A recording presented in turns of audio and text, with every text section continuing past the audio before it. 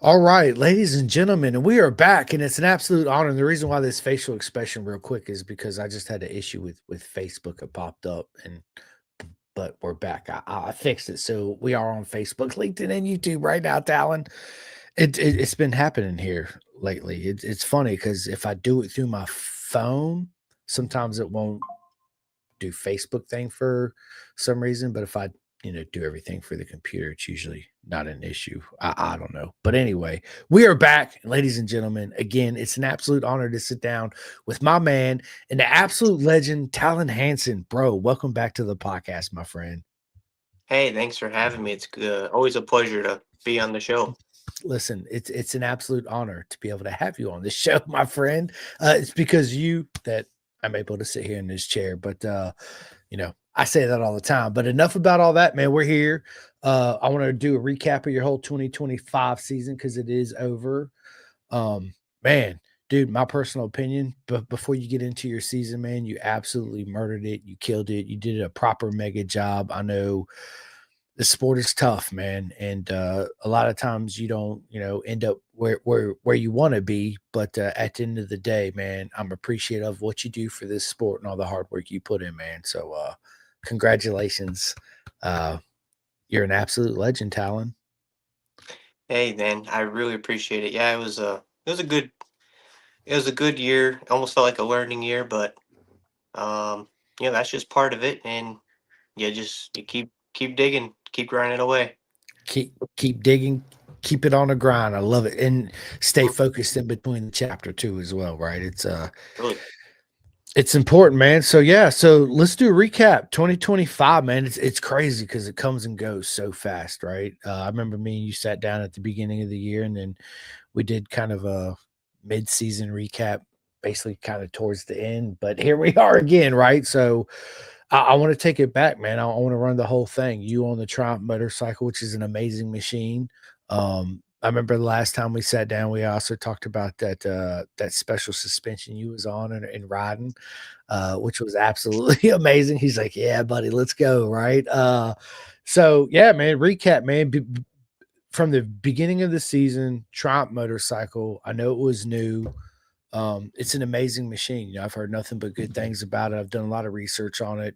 Uh, Voices and opinions of people that's been racing it and riding it, whether it's trail riding or just father and son or whatever it is. It's seems to be a proper weapon. Like they got it right out the box.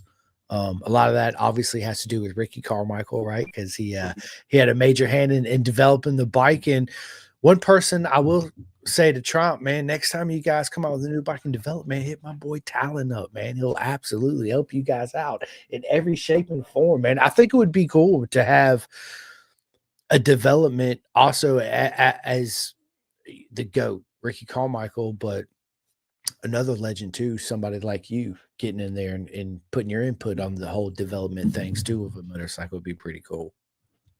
Yeah, that's kind of something I've been interested in the last couple of years. But yeah, this year we got to do. I was working with MX Tech Suspension, and I'm going to be working with them again next year. Um, they've been around for a long time, but the Triumph bike was they were interested in the project, and I just so happened to have one. So yeah, the testing side of the things that's been pretty fun. I've really enjoyed that. Testing, it obviously it's different than racing, right? But Yep. it's you're in a different mindset, right? When you're testing, and when you test parts, it's a great question for you, right? So race mode versus test mode, what's the Right. difference for you, and how do you approach it, Well, right? Because I well, testing like you still have to. You got to be able push, to rip it. yeah, Yeah, that's the best way to do it. Like you do it for a few laps, where and then you push it to the level. Like for me, I want my stuff to handle good when I'm riding at say 90% in a moto, but I also want it to hold up when I'm pushing. So it's like it's finding that happy medium because some bikes you ride a suspension setup it's just made to go wide open, and then when you start riding at 90, 80, 90% just to kind of pace yourself because it's long motos, um, they ride like crap. So. it's finding that happy medium. And it was really cool. Like early on, just I jumped right into it right away. I got the bike back in March. I rode maybe 5 days, and I raced it. And right at like the first race, I kind of figured out, okay, this could be changed. You know, the settings and whatnot. And then we just kept gradually doing a couple things here and there throughout the season, because we would ride to start off on hardpack, and then most of the tracks that I race at now are mostly sand, and most of the district tracks in Wisconsin, Michigan are sand. So yeah, just that was different. So yeah, it was cool, something different. Um, but yeah, it's finding that happy medium. You got to be able to push. I find that that perfect little push area that can uh, make sure you can go hard at 100% and also ride at 80 and still feel pretty good. This is the myth. That perfect thing he just talked about. This is the myth in racing, right? Is it's when you're out there pushing, and you're right. Uh, and I try to tell this to my friends. I'm like, there's a difference in setup, right? Once you reach a certain speed, the suspension's got to be stiffer because you're riding it at a much faster pace, right? So exactly what you said, you back off of it. Now the bike feels like a foreign bike. Like, well, what is this thing, right? But when you go back to pushing what it's meant to be doing, where that bike setup's meant to be, where it's set up to be, then it starts to feel good and comes back to you. Right. Um, but as you said, I could see where that would be tricky, Talon, coming up with a good balance between full chat and backing off a little bit, whether it's because my arms are getting tired and I need to take a breather for a minute, right, and gather my thoughts, or just continuing that momentum because I got a 2 second gap and I don't want to just continue just the whole time, right? Because Right. you've been in that mode before, you've been in the mode when you've been out front and you're like, okay, like he's right behind me or her, and I absolutely just gotta bend it or win it, and Right. there's those races you get a gap and you're comfortable, but if you back off the pace just a slight, you're still just as comfortable. It's still giving you that great feedback. But if you was to back off a little less than that, then everything comes a lot more tricky. Then the next time you come by the pit board, it's you know +2, and you're like, oh, I got to get back on. I got to get back in it. So Yep. developing something like that, I could see would be super cool. Um, because when you see it out there, you're just like, I had a part to play in that, right? Yeah. Right. And it's a satisfaction thing, but it's also teaches you talent a lot about suspension too as well, right? Right. Um, there's always a little tricks of the trade, especially with suspension for sure. To me, it's I try to keep everything simple, the KISS method, keep it simple, stupid, right? Sometimes I find suspensions like this fine black art and you can get lost in it pretty quick and pretty easy, Oh yeah. especially when you start asking a wide variety of questions to different people and you get 13 different answers and you're like, okay, I'm back where I was at square one again. So Yep. let's approach this a little different way. Dude, we got a good mate of mine all the way from the UK, Jake Marsh. Bro, what is up, mate? I already know. Yes, we're gonna get you back on this podcast. It's been too long. So funny story, quick story on me and Jake, man. He's been him and his dad's been a huge supporter of the podcast, Talon. Uh when I went to BSB in 23, his dad was actually standing beside me and I didn't know it. So when I come back to America, I'd seen his bike and I've been by his pits several times, but I never seen the rider, right? Right. Um, but I seen his name. So I was like, so I instantly looked him up. I was like, okay, I was sending him a friend request, all this. So when I come back to America, I hit him up, was like, hey, mate, I want to get you on my podcast. Funny story. His dad ran back and was like, dude, you need to get on, Pendergast podcast or whatever. So it's funny how all that worked out. But they've been a huge supporter, man. Nothing but love to RD Race and Jake Marsh. Let's freaking go, man. Absolutely amazing, man. But yeah, thanks for tuning in, Jake. It's always good to see you. But back to the whole, development side of things. That's something that always really interested me to talk to somebody about the development side of things on a motorcycle. Because obviously you got to have the talent to push the bike and have those lap times. but you also got to be in that mindset where you can race, mid speed, higher speed as far as pushing it, right? 75%, 80%, I'll use that 90%, because you want to give the whole feedback of what it's actually doing in all strokes area of the suspension at certain speeds, which hence helps develop the bike, right? Have you done any other type of development as far as like chassis or anything like that? Nothing too much. No, for the most part, I mean, my bike is completely, other than suspension, it's bone stock chassis wise. Um, yeah, it's. I would like to dip around with that. Maybe come March, that's a possibility, but we'll see. I I think it's pretty cool that you can change engine hangers or some Take one people. off. Yeah, or some people it's weird, and I never noticed it until later on. But adjusting the chain or having the how far out your wheel is on the adjuster, like that makes a bite difference. Huge difference. Yeah, Yeah, because it right. lengthens. Yeah, yeah.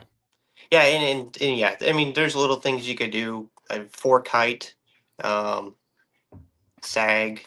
I mean, it's little things there, here and there. But yeah, I've never done like engine hangers. I see that's like the big one. Some people try all these different hangers. Some of them got cutouts in the hanger. Some of them have um, they're made out of different material. It's pretty cool.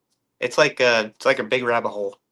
It exactly what it chased the white rabbit, right? How far Uh-huh. deep in the hole do you want to go? It's to me that's all a flex situation, right? It's giving that feel. It's when you hear the Japanese say bend like a tree, that's what they mean. It's the chassis flexing and the swing arm. A lot of people listen, people when Talon on the dirt bike or my mate Jake Marsh is out there ripping it up on the pavement, when they're bent over in a corner, the chassis flexing, the swing arm is going up and down, but it's also flexing left and right, right? And the front forks are also doing the same thing. They're flexing left and right. And hence what gives the rider its feel, right? And if you have certain brackets up on the engine and the frame, certain stiffness is what we're talking about. So you take one off, it'll allow it to flex a little bit more, which translates it into more feel, right? Same thing with Talon's talking about. If you take your chain slack and you loosen up and you lengthen your rear wheel, right? You pull it further Yep. back. So what that does is it lengthens your wheelbase. So it's a slower turn in, but it's a better feel through the corner, right? You shorten it, you get a faster turn in, but it's a little bit sketchy. It don't feel as planted, if Hmm. that makes sense. Same thing in the dirt world, right? But the thing about dirt and what Talon has to deal with versus us on the tarmac is every lap his circuit is changing. That track is changing constantly, so it's different lap in lap out, right? And that to me is always was been a big motivator of mine when it comes to watching dirt bike racing is how people approach the track because it's constantly changing, especially from the beginning to the end, and that's why we see you take different lines and different approaches and turn in points and scrubbing off speed in certain jumps. And it's a strategy. It's not just line up to the grid and when the gate drops, talent's just it's all a strategy. It's It's like 100% playing what it is. chess. Yes, it's like playing chess, man. But I think, dude, Talon, you'd be really good at it, because it takes a certain person that has the understanding. And I've been saying this a lot, especially for future legends of the sport, people that are just getting into it, especially 10, 11, 12, even 19-year olds. It's in order to grasp what you're doing out there on the track, you got to have a fundamental of how to work on a motorcycle to know exactly what it does when you make those changes. Then when you go out there and you ride it, when you come back, talent can tell me, hey, Simca, when I go out here, the bike's doing this and this and this. And, then we can narrow it down. Okay, well, is it at the bike or is it you, Talon? Maybe you need to slide a little bit back forward or stay up further on the gas tank when you approach that corner. It's also, this, Talon, you obviously you're proper mega fast, but as you progress through your journey, right? As you got faster, not only did your suspension change, Um, but you noticed as your lap times continually drop, it's almost kind of like you hit a plateau for a minute, right? Hmm. And then it's those little puzzle pieces. It's those little increment steps that you take that make the biggest difference once you get to that level that you're at right now, right? Right. Whether it's one click here, a different dog bone, oh, whatever the case may be, you know. So it's but by you, Talon, having that understanding, doing what you do, been in the game for so long, different tarmacs, different gravel, different sands, you know, all that, you get a base feel of what the motorcycle does and the understandings and the fundamentals of what it takes to go fast as the conditions continually to change. So you'd be an absolute proper mega weapon to have as far as the development rider for sure. Is that something you would love to do in the future after you're not chasing the trophies? Is to be a development rider and like a coach to the youth? Yeah, I'd be interested in that. I would really like to get into testing. That would be something I'd drop my career for. If there was, yeah, I don't know. Maybe it's a pipe dream. I don't know, but that would be cool. It's not a Um, pipe dream, Talon. You can do it, dude. 100%, man. So Trump, if you're listening, Trump, USA, America, and Europe, man's right here. Here you go. There it is, man. But yeah, man. Listen, Talon, let's get into the 2025 season. yep. You know, at the beginning of the year, you had certain expectations, obviously coming into the season. So the first question I want to ask you is, did you reach any of those goals you set for yourself? Yes and no. Um, I wanted to win. I know I wanted to win the title in my class. I was really chasing the 258 class. We got second. I did miss quite a few rounds, but I also wasn't the best guy either. So I had my hands full pretty much all year. Um, just learning to ride the 250 like you should. Like I mean I could ride it decent, but like probably mentioned before, it's I have to learn how to carry speed better. You know, I'm a heavier guy. This thing's not like coming off of my 350.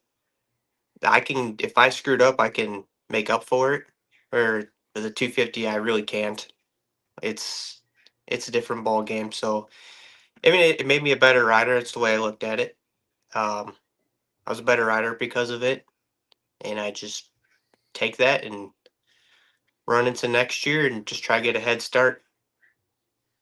You know, to me, the watching the difference between a 250 and a 450, me just watch it on TV. Of course, I've ridden both, and yeah, you get on a 450, you're like, holy shit, this thing is fast. Like it don't matter what gear you're in, it's just Right. bob, right? It's insane. The 250 is absolutely more controllable, user friendly, right? Let's just Yep. be honest, but it takes a different mental game and Yeah. approach because it's all about corner speed. You got to keep the revs up and keep the thing pinned, kind of like an old two stroker, right? And you approach the races obviously in a different way, right? Everything changes, braking markers, turning points, yada yada yada, berms, the whole nine. Um, Let me ask you this, Talon. You know, you grew up racing, obviously dirt bikes. You know, throughout the progressions of the carbureted two strokes to the fuel injected four strokes. You know, it's a question that, you know, in super bikes, especially in road racing, you know, we don't super bikes are so good straight out the box. We really, I mean, they're 210 horsepower. I mean, off the showroom floor, which is Crazy. ridiculous, Yeah. right? They're plenty fast enough. Do you feel like, you know, dirt bikes right now, where they are, especially the 450s, like you really don't really need to mod them that much? They're super competitive straight out the box. It's not like it used to be back in the day where you had to flat side carburetors and all these little carburetor tricks and fuel injection tuning, especially in the early days. Now it's yeah, go buy it off the showroom floor and it's pretty much ready to rip out the box. Yeah. Yeah. I mean, I'd say bikes are really good. I would say even in the last, I don't know, 10, 15 years, bikes have been pretty good. Like obviously, like 15 years ago, I mean, I had a carbureted bike, a four stroke, and that was just kind of a different ball game because those did bog when you landed or you hit a deep enough pocket. It was bogging. I don't think kids nowadays realize that how good they got bikes now. But bikes are pretty good. I mean, I raced the 450, the Triumph 450 at the Pro National with Kosomoto up in Riverglade, and I had to detune the thing because it was just too much. And even detuned, I was just, I rode it okay, but it was a lot of bike. It was a lot more bike than I remember a 450 being. So that's just, yeah, right there. It tells you you don't need all that. I mean, some people do. Some people like all the power, and they like more. But me personally, it's dumb. It's a dumb amount of power. It's not the intimidation side of thing with the extra power because it is nice to instead of going from, fifth to second, I can go from fifth to third or maybe even stay in fourth and just use the torque and ride it out. It's more of a physical thing because you're holding on tighter than you would a bike with less power, right? Mhm. Even though you don't mean to, you got to because it's gonna rip your arms out the freaking socket because they're fast. I Right. remember the first four stroke. I rode a RMZ 450. My cousin bought it, and he's like, "Dude, this thing is this and that, and this and that." I was like, "Bro, it can't be too much different than a 252 stroke, right?"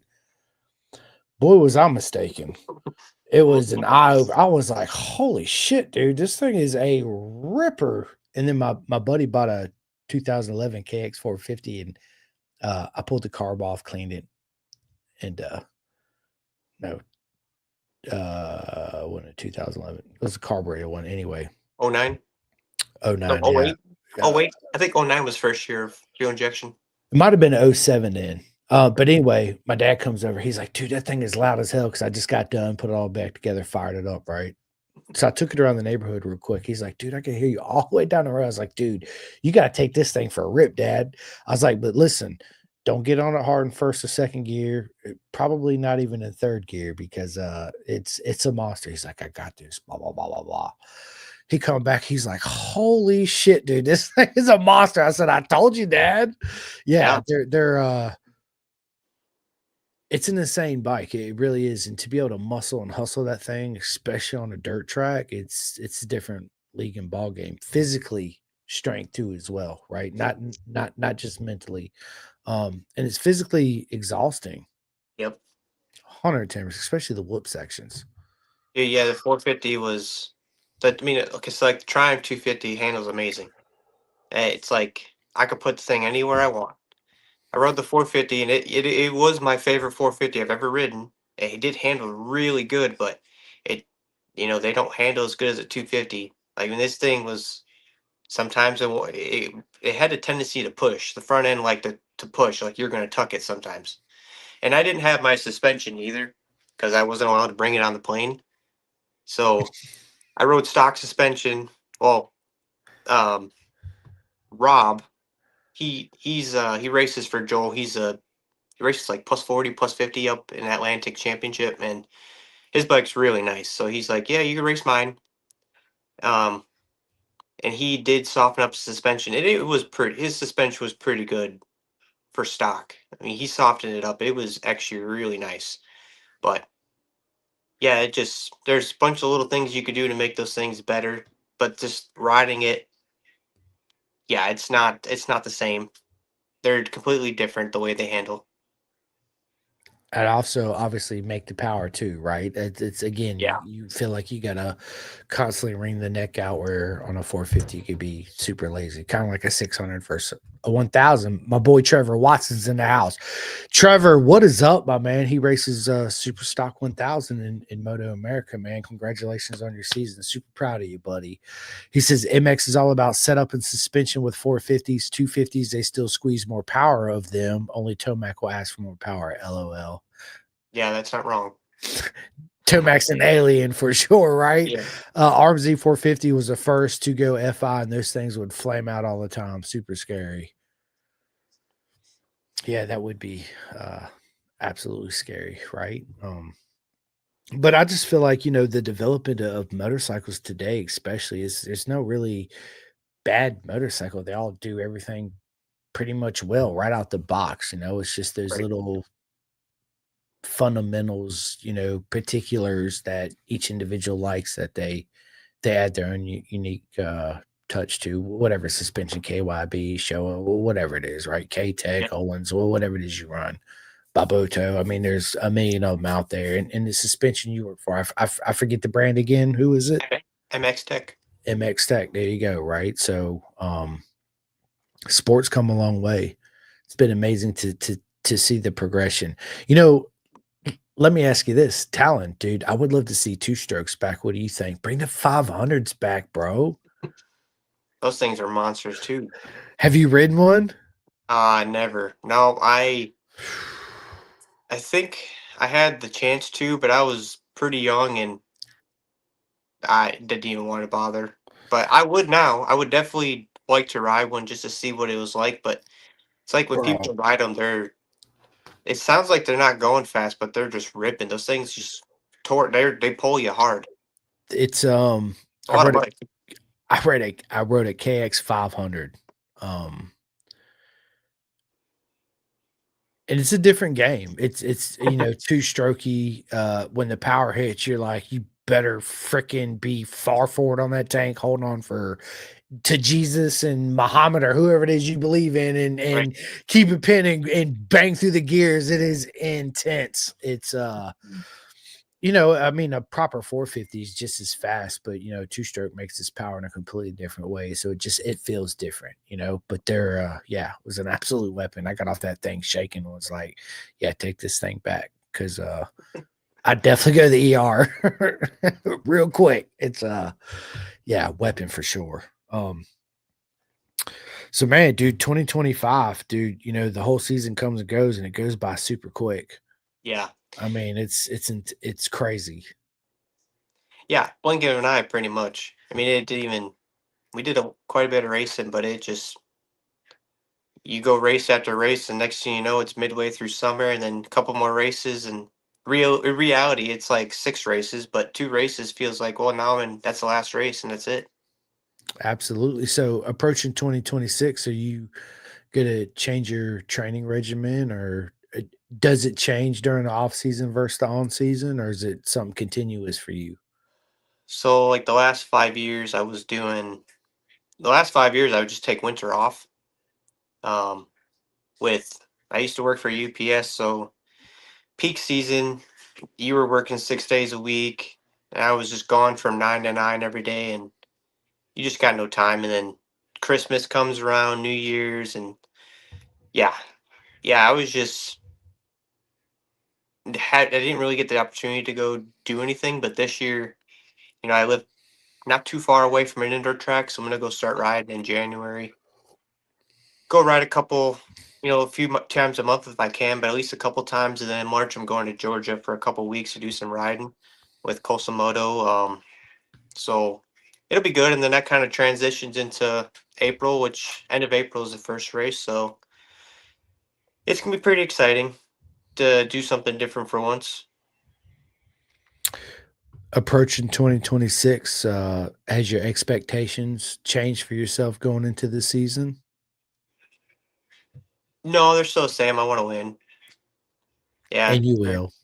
You will. I want to win. So I just got to work on myself and just got to be better. That's all it is. You will, my friend. 110%. You're gonna kill it this season coming up. You got Joel behind you, you got a good team behind you, you got an amazing bike, amazing suspension, people that love and truly believe in you, man. So you got this, man. I appreciate it. I appreciate that. No problem, man. No problem, dude. Yeah, I'm I just want to talk about the Chomp again real quick, man. Yep. It's an amazing scene, machine.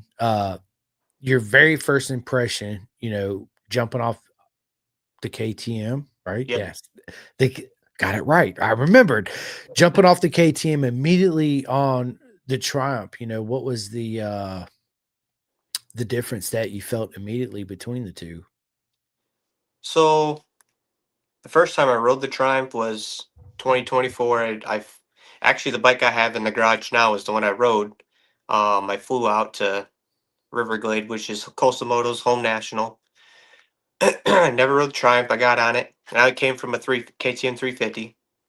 Um, I was comfortable right away. I was jumping everything first lap.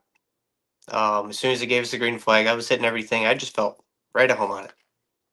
Um, it's got like KTM characteristics in a sense, but it also has like trying to think of a brand like it's more has a Japanese feel to it in a sense too. Um, but the biggest thing when I was riding, I was like, oh, this thing kind of feels like a KTM, which I think the KTM the engine is heavily based off like an older gen KTM engine from what I remember.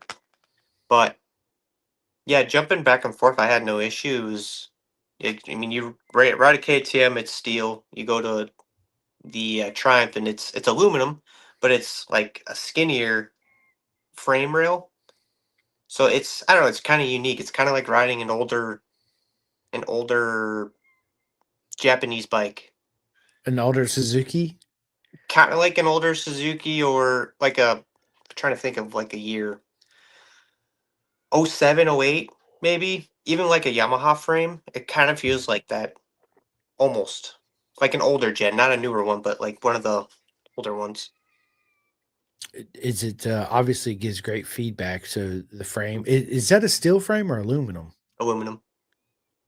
Yep, I, it's aluminum. yeah, I remember the big deal back in the day was the steel frames, right? And then I remember in what was it, '08 when they went to the aluminums? Was it '08? Yamaha went to I think aluminum in '05. Okay. Not sure when Kawasaki went. Because Kawasaki and Suzuki, I know were the same bike or the 250 was the same bike in like '04, '05. Um, Personally, I like a steel frame more. I just it does things better that I like. But as far as the frame on this bike, this is probably my favorite aluminum frame I've ever ridden. Because I rode the first time I rode for Joel. I was on a KTM 350, like what I've always been on for the last 6 years, and he had me fly out, and I rode his 22 CRF 450 at the national, and dude, I hated it.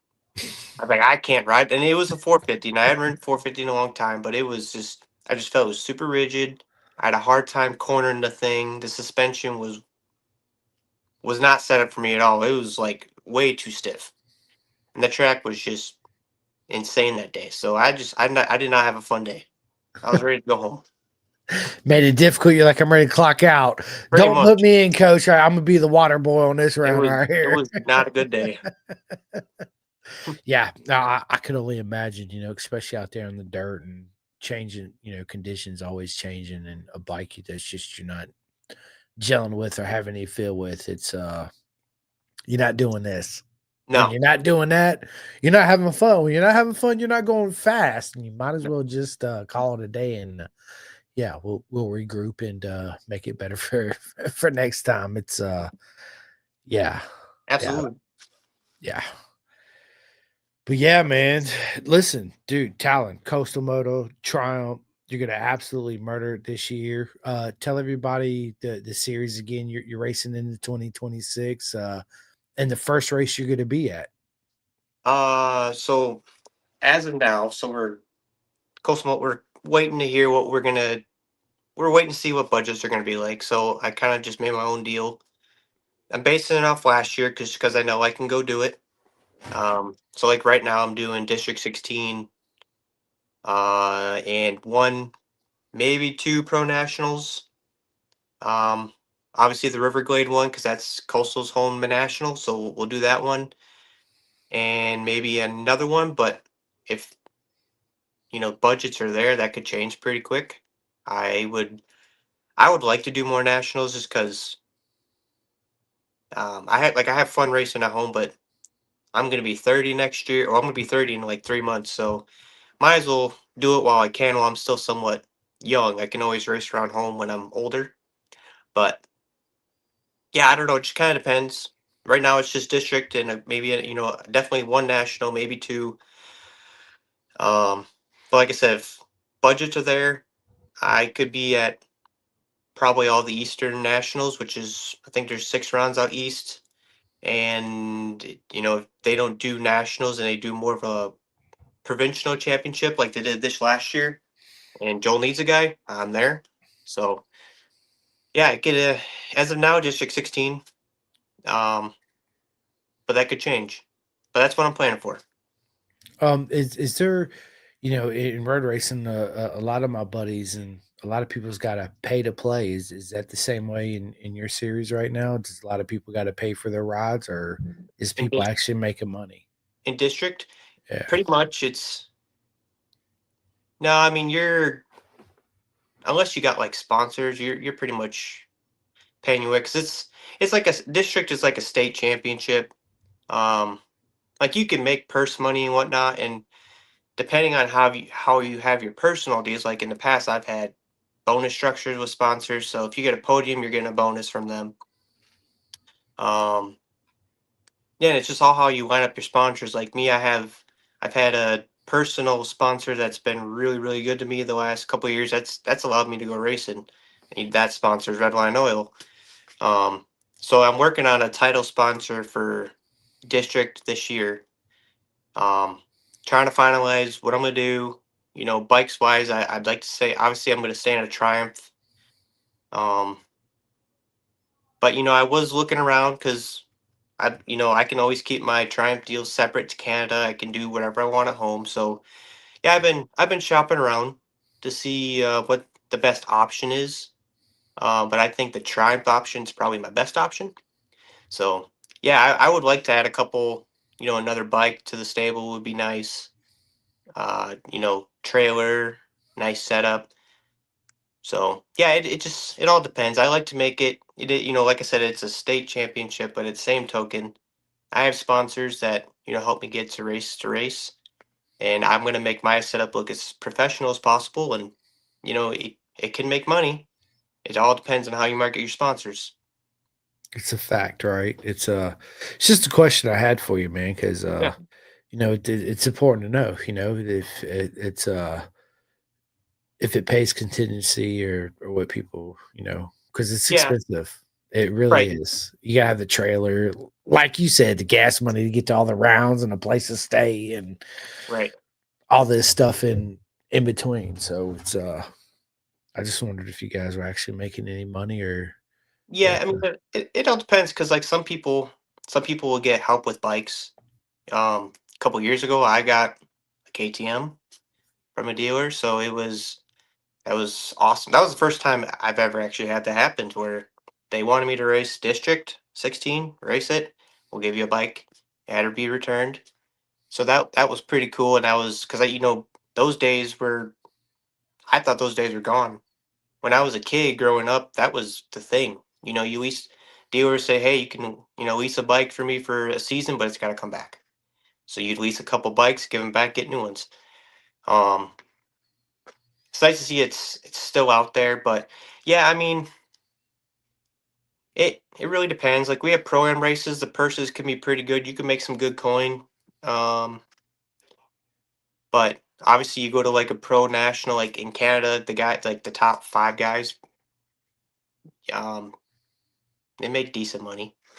It depends. They can make easily 6 figures, but after that, it's guys like me that are doing something like some guys are plumbers, some guys are construction workers, some guys are drivers, and they don't have sponsors. They're paying their way out to go racing. So yeah, I mean, just all depends on your structure.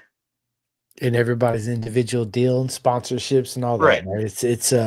It's tough again, I said this off camera and I'm gonna say it now, man. That's why, I consider everybody such as yourself, that man, heroes and legends of the sport because people don't understand, that Talon has a full-time job. He's a husband, he's a dad, he's, finding sponsorships, going to the gym, practice rides and racing. It traveling. It's a beautiful journey, but it's an absolute juggling act trying to find that balance and in making it all work for you, right? Right. But you got this, bro. 110%, man. Proud of you, man. I'm proud of your 2025 season. dude, you're an absolute weapon on two wheels. Whatever it is, you throw a leg over, whether it's a Honda, Suzuki, Kawasaki, Triumph, Ducati, whatever it is, right? Oh, speaking of, have you had the chance to? Probably not, but I'm gonna ask it anyway. The Ducati dirt bike, man. I've had none of my friends ever rode one, man. Have you raced against one yet?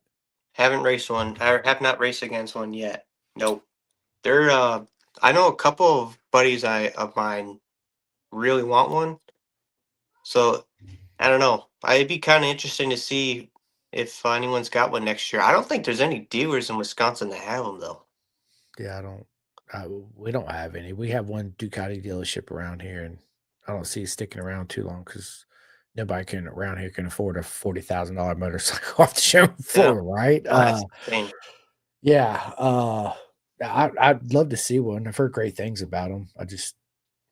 Yeah, it's better to hear from one of my friends that actually threw their leg around it and be like, "Yeah, the thing sucks," or "Dude, it's a ripper," right? So, my favorite supermoto I ever owned was an Aprilia SXV 550 V twin 550cc. It was a ripper. It was the fastest thing, pound for pound, on two wheels. That thing, of course, it wasn't a 1,000cc super bike, but bro, that thing was a ripper, man. Dude, Super high maintenance. That's why I sold it. I worked on it more than I did rode it, What right? what year was that? Like 09, 10? Mine was I bought it with '07. It had 2,800 miles on it. It was the SXV 550 Supermoto. They had already done the recall on it from the orange sealant to the black sealant, so all that shit's been. I should have done more research on it, right? But after I got it, man, and I did research like the routine maintenance, this and that, I was like, holy shit, are you kidding me right now? Like, Right. I can't afford this thing, but I'm gonna rip it while I got it, right? Everybody that rode that bike town were like, holy shit, dude, this thing is intense. They Um, they they dipped in motocross for a while. For a couple they years. they had a 450, yep. And a 450 The twin. RXV, yep, or the Yeah. RVX, yeah. Yeah, and I think it got actually I think it got outlawed over in Europe. I wonder From why. yeah, I probably because it's making a lot of power, but I don't know how it would handle on moto with a twin in the Dude, chassis.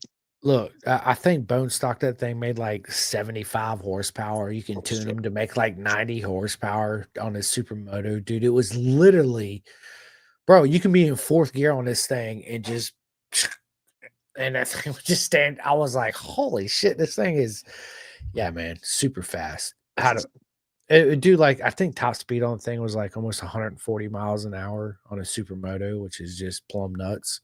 yeah, Um, that's insane, dude. yeah, it was definitely different, man. It made a lot of torque, obviously, because it was a twin. Sounded super unique, obviously. Mhm. Yeah, it was the most smiles for miles. Any supermoto I get on, it's always been the most smile for miles on a bike, right? Every time I get on one, I'm on the street, I'm like, I'm gonna ride the sidewalk. Ooh, I'm gonna ride a wheelie down this sidewalk and watch all the people sit in traffic. See ya, right? It's yeah, man, trouble. It's a That's license taker for sure. that's a big license taker. Too much fun, man. We should be allowed to have fun, man. Oh, Let's go, 100%. right? Yeah, let's go.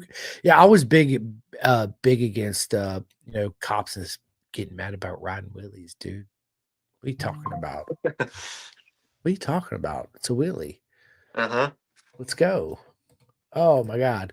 Um, well, listen, Talon, bro, this has been a lot of fun. I originally said we was gonna sit down for about 30 minutes. We're 45 minutes into this podcast. But again, man, listen, it's always an honor to sit down and have these chats with you, man.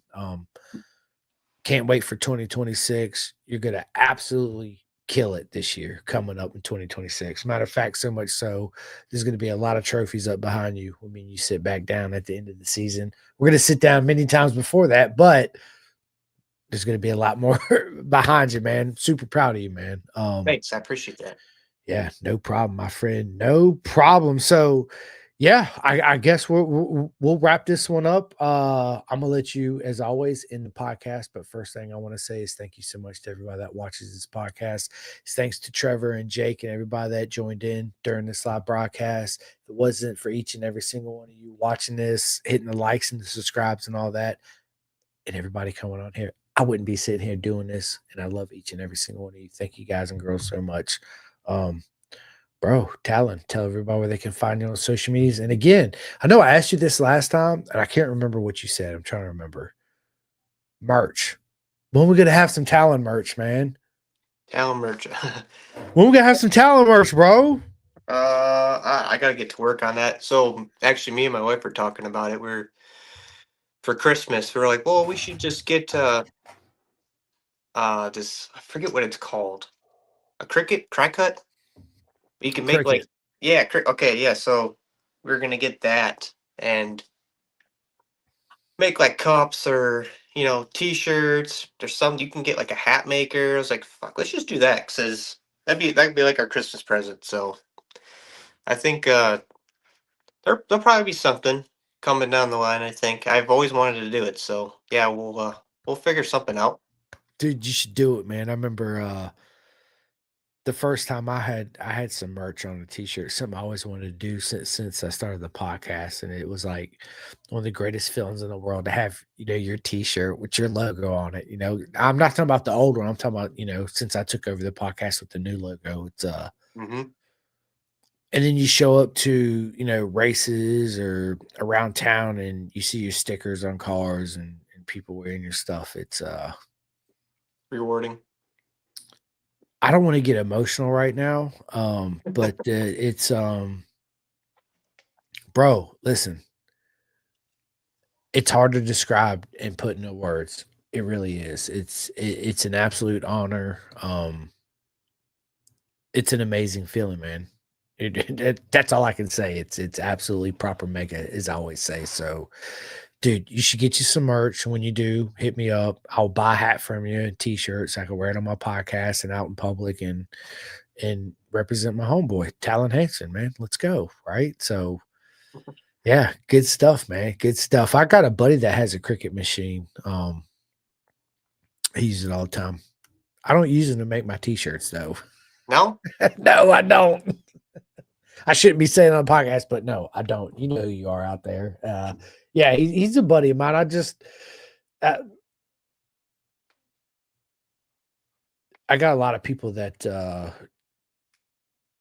um, just reach out to me, and I've been fortunate and honored to people reach out to have merch made, man. So it's I tried that whole thing, man. We'll talk about this afterwards.